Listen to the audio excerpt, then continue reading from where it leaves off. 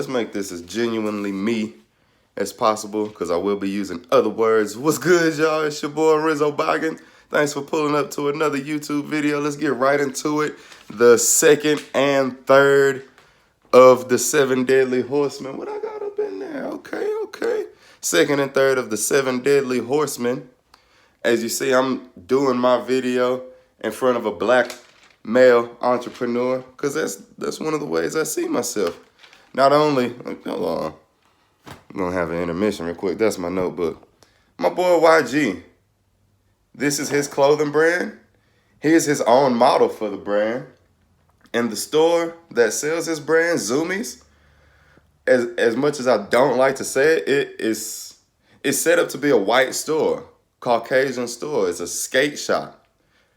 We don't really skate like that, but through grind, through belief, through whatever he did, whatever kind of magic, my boy YG, not only does he have his own clothing brand, but it's in our store. It sells super well, and he's his own model for it. Okay, into the actual purpose of this video, the second and third of the 7 deadly horsemen.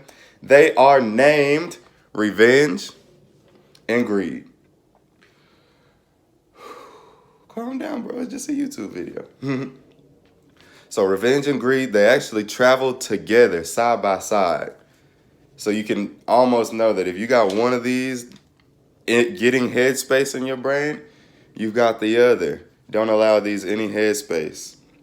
So greed warps and twists the brains of men. It's going to make you want to build a fence around the whole world. You want all the inanimate objects to yourself. And you want to put all the people outside of that fence. You really want this to yourself. That's what greed is. And it possesses men to make millions and billions of dollars, which is great if you have a plan for it, if you have a use for it. But this greed just makes men want the actual pieces of paper, the actual coins. They don't want, oh, I want $1 million so I can help my family, so I can get this. I want $1 million. I want a million pieces of paper, and I'm just gonna stack it up in a room. I got no use for it. I can never spend it. I just am greedy and I want it. That's the difference between, because I don't want people to think I'm out here thinking money is bad or evil. Money is amazing. I love me some money, but that's because of the purpose I know it serves. So greed is going to cause men to twist the screw until he has wrung the last drop of blood from his fellow man. And thanks to revenge that rides right alongside of greed, he's not going to be satisfied with just taking all a man's earthly belongings. The greedy, the one who gives greed headspace, is going to want to destroy his reputation in the bargain. Not only do they want to take all his stuff, but they want his people to think he was a bad guy, an indecent man. Now, revenge is a naked sword, y'all. Oh, hold on. This is actually a poem for those who learn musically. I got a poem for you. Revenge is a naked sword. It has neither hilt nor guard. Would you wield this brand of the Lord? Is your grip then firm and hard? But the closer you clutch of the blade, the deadlier blow you can deal. Deeper wound in your hand is made. It is thy blood that reddens the steel. And when you have dealt the blow, when the blade from your hand has flown, instead of the heart of the foe, you can find it sheathed in your own. I love that poem. It's about revenge. It's kind of about greed as well, since they're side by side. I love that poem.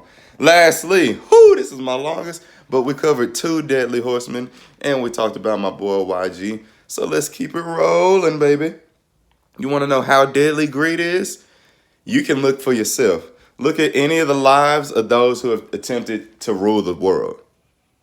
Anybody who's attempted to take over the world and have it for his own, you look at their lives, and you can tell me, you can comment who you looked up and how their life went. If you don't want to take on such an ambitious research, just look at the people around you. Look at those who've tried to feather their own nest at the sake of others. I say that again because that's not normal English. Look at those who have tried to feather their own nest at the cost of others. You feel me? Who been trying to build themselves up at the cost of bringing others down? So greed and revenge stand at a crossroads in life. Greed and revenge stand at a crossroads where they turn aside to misery and failure. When you go down the crossroads of greed and revenge, when you choose that crossroad, it turns you to failure and misery.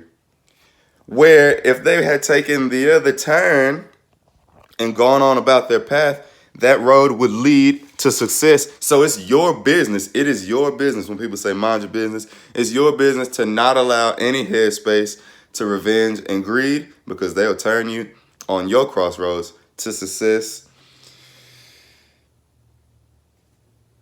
And this applies for individuals and nations. You think of a nation who tried to take over the world through revenge and greed, and you think of an individual who tried to take over the world or do anything from revenge and greed. You see how rapidly they decline. It's your boy Rizzo Boski. Don't forget, you can rewind this. You can watch it again. You can take notes. Please comment. I want to know how people feeling about what I'm saying. It's not going to stop me from saying what I'm saying, but I really want to know what's going on up in that headspace.